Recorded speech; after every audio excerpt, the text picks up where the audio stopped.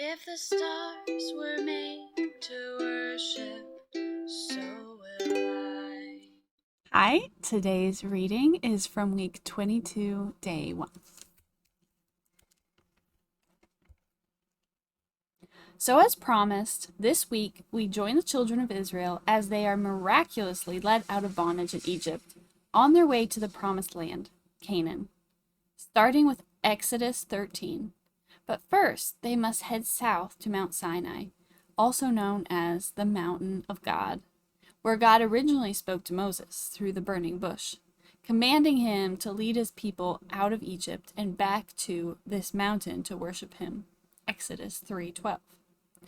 The people are basking in God's unrestrained grace. Although previously slaves, they would leave Egypt perfectly healthy and rich. Remember Psalm 105:37? Then he led the Israelites out. They carried silver and gold, and all of them were healthy and strong. GNT emphasis added. Now think about that.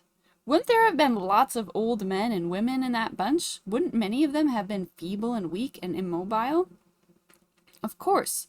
But remember, they had just observed Passover and were allowed to experience what was going to be obtained for all of us at the cross, namely, deliverance from the curse of sin and all its friends, like disease, weakness, and premature aging.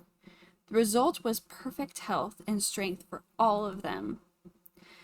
That got me thinking, because what they experienced on credit, we now already have paid for. What should that mean for us? As we've already explained, healing of our physical bodies and minds is inherent in the atonement. But what about this aging thing?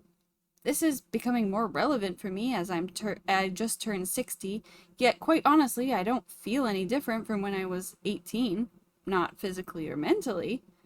So I researched this topic a bit to get a biblical point of view. I think you'll find what I learned interesting and encouraging.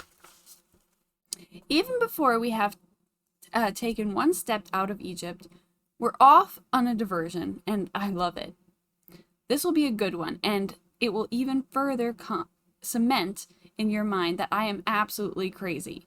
I'll give some verses, and then I'll start my musings about them tomorrow.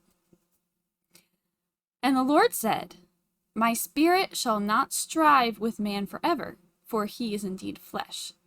Yet his days shall be 120 years." Genesis 6:3. The days of our lives are 70 years, and if by reason of strength they are 80 years. Psalm 90, verse 10. The older the man, the stronger he is. Judges 8:21, NIRV.